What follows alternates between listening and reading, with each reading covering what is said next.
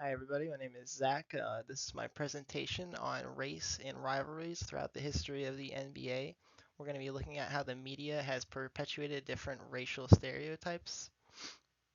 All right, so let's start with a brief overview of my PowerPoint. We're going to be looking at how the media has shaped the public's perception of different NBA players, often using race as a way to divide the fans' opinions and who they follow.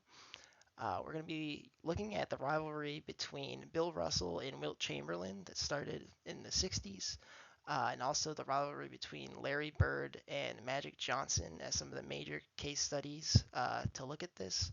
To do this, we're going to look at media quotes from these time periods that these players played in. We're going to examine how these media depictions have changed over time and explore how these depictions are rooted in the broader history of racial relationships and tensions in the United States.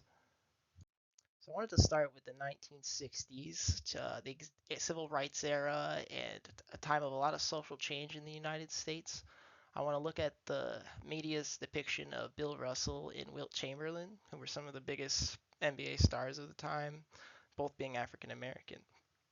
So starting with Bill Russell, he was a great defender. He was really known for his teamwork and leadership abilities. He played for the Boston Celtics his entire career, winning 11 total championships. And as I said, he was portrayed by the media to be a really intelligent player who really valued teamwork. Russell was really outspoken during his career on racial injustice issues. He actively participated in the civil rights movement. He was at the March on Washington in 1963. He faced a lot of racism in Boston, but used his platform from being an NBA star to advocate for this change. Um, he became the first African American head coach in the NBA in 1966 for the Celtics, winning two championships with them as a player coach. On the court, he was really known for revolutionizing rebounding, and off the court is known for these social justice efforts. So Wilt Chamberlain is known as the Big Dipper, was known for his offensive dominance and skills, rebounding, and his physical superiority. He was he held a lot of records that are still in place to this day, such as scoring 100 points in a single game. The media portrayed him to be more of a solo player, and they focused on more of his innate physical abilities that maybe came from genetics as opposed to hard work.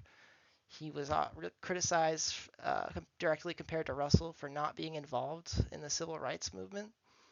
And these representations of the media at that time, which we'll see on the next slide, reflect the common racial stereotypes of the time, which can kind of be seen in the intellectual versus physical archetype, which we see here with Russell representing the intellectual archetype and Chamberlain representing the physical.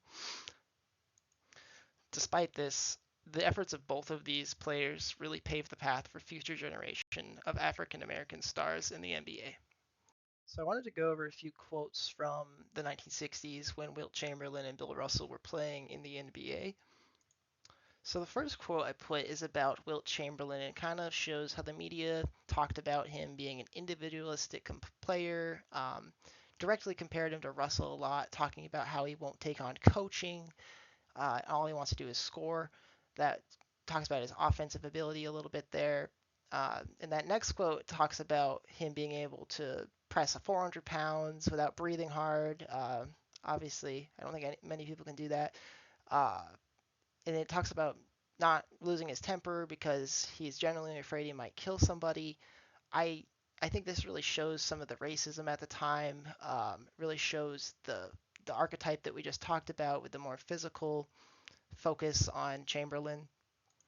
I also think quotes like this really downplay the intelligence of Chamberlain as a player and just really focus on the innate physical ability. And then the next quote about Russell kind of shows how the media celebrated the intelligent archetype that we talked about. It talks about how he's one of the best athletes of the time. It just talks about how he's a responsible man. It shows all of these stereotypes that I had talked about that the media was perpetuating. The next one really shows some of the civil rights efforts, um, how the media viewed that as Russell and from Russell and really supported his civil rights efforts. It's about how basketball is at the bottom of his list of things that are important basically in his life, and how his real obligation is to the civil rights movement, and that cannot be met in the floor of the Boston Garden. So while he's playing basketball. And then the last quote I think is kind of the most significant. It actually comes from the head coach of the Celtics during the time. And I think it really shows a lot of the racism in the American society and Boston at the time.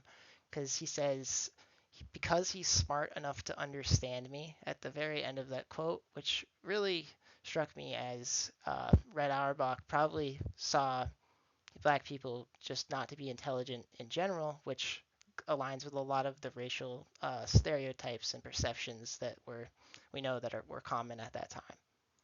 So next we go to the 80s, early 70s as well. This is the rivalry that inspired me to make this project between Larry Bird and Magic Johnson. I wanted and how the media portrayed that to the public, despite them being friends in real life. So throughout their careers, the media really used their rivalry to perpetuate these outdated stereotypes, with both players kind of being these archetypes that we talked about before. Larry Bird being the intelligent, and Magic Johnson being the more physical. But this time, with them one being white and one being African American, it really further divided that gap and really fueled racial tensions in the United States in a period where it was already growing much more conservative. Um, so during this time and before, as we talked about, white players portrayed to be intelligent, hardworking athletes, which aligns with a lot of the coverage of Bird at the time. Black players were portrayed to be naturally athletic, maybe their skills due to genetics and innate physical abilities. With Magic Johnson, the media followed this pattern that we see in the past, attributing his skills to just his race alone, and not his hard work and all the time he put in, like similar to Bird. And Bird was deemed the great white hope. Uh, he was the archetype of the blue collar working class American, which is despite Johnson also coming from a similar uprising. The media never portrayed Johnson in the same light that they portrayed Bird, um, who was depicted to be hardworking, dedicated, and an intelligent player on and off the court. And this way of thinking regarding black innate physicality really has roots that are found in racist pseudoscientific ideals back in the early 1900s, which were used to justify slavery in the United States and the general social hierarchy that persists within the United States. And these depictions of Magic and other black athletes are really, really harmful because they dismiss the intelligence and the leadership capabilities and work ethic that these athletes have. A quick example of the media's coverage of both of these players can be seen in the 1984 NBA Finals, which pushed the dominant white narrative of the time as it praised Bird for his old-fashioned work ethic and blamed Johnson for his team's defeat, often questioning his toughness and ability to play. So now these are all quotes I found in Double Dribble from this period while they were both playing.